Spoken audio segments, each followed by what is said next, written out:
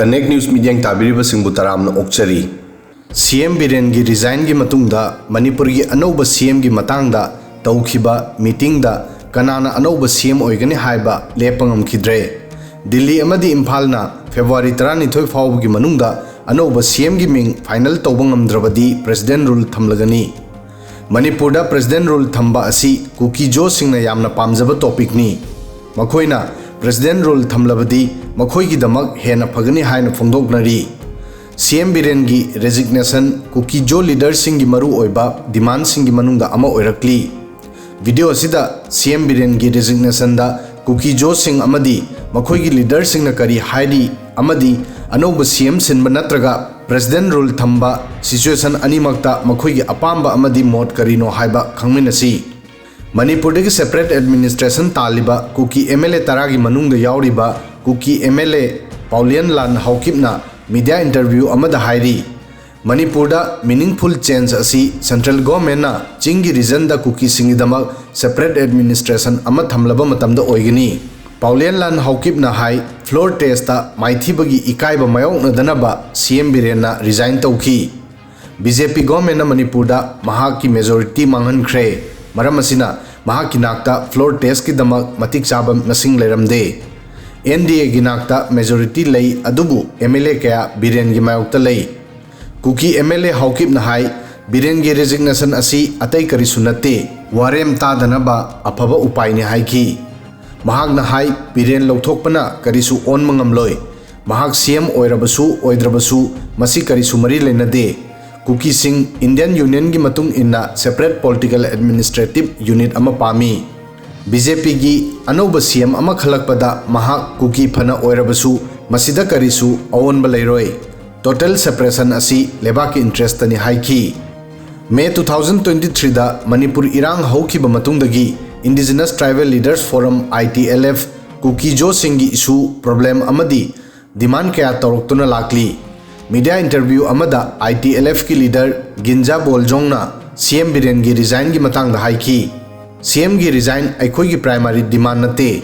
Aikoi gi primary demand di separate administration gi demand ni. CM ama mahaki matamda mi sing siba mai chakpa gi thodok sing thokpada yengsinba amadi ngakpa senma ngamdrabadi demand tawdrabasu mahak madugi responsibility lawduna resign tawgadabani.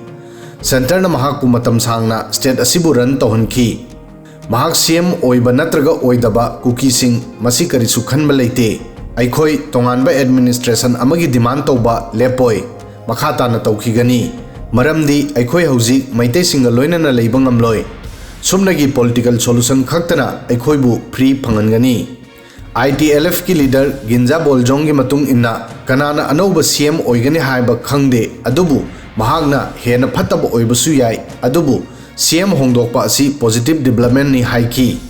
ITLF na anauba CM ama Manipur da lakpada Kukisingna michang mikhai naidaba amadi wari sanabagi tanja phanganba oithokpa yai haina lawi.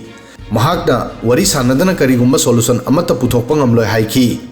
Ginja Boljong na hai Meitei na political solution da wari sanaba pamlabadi aikhoisu wari sanagani. Adu natrabadi Meitei singa phaminaba ngamloi.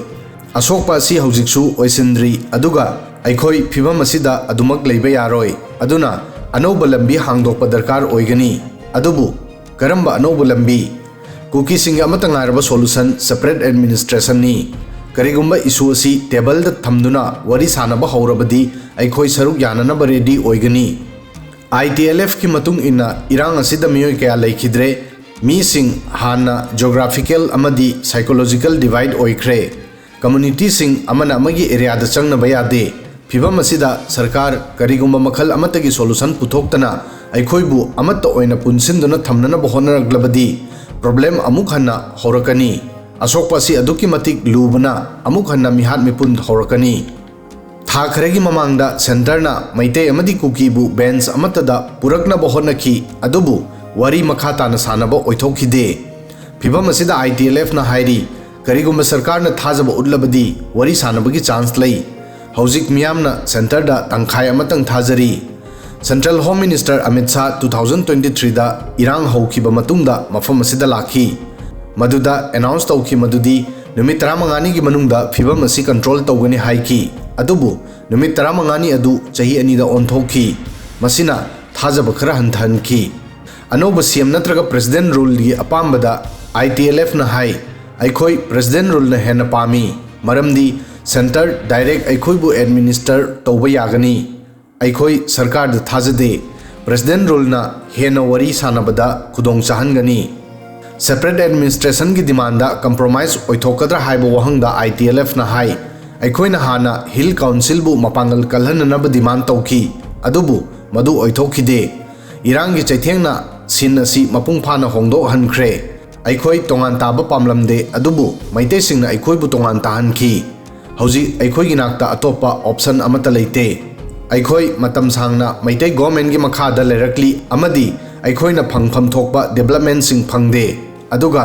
masi sumayek sengi madudi Meitei singna aikhoi gi care taude aduga kangpokpida leiba Kuki Zo organization gi group ama committee on tribal unity kotu gi spokesperson NG Lun Kipgen na hai Biren singna hojik CM post thadokhiba asi Manipur conflict asigi daita lobada mapung phadri amadi center democratic institution singbu amuk hana linkhanaba pukchel sengba utpatangai fade N Biren singi resignation Kukisingna maru oiba demand singi manungda ama fulfill tawrabra haina hangbo hangda NG Lun Kipgen na hai Kuki Zo community na masi demand tawrami madudi Biren singbu irang asigi accountable ohenpham thoi amadi constitutional norm sing maintain tawpham thoi adubu hokhiba thakun mathoidagi thokliba conflict asi yengbada masi subnagi CM da nate valley gi atopa MLA singsu mahaka khenade aikhoina kiribasi koktamami takraba fascism gi mindset adubuni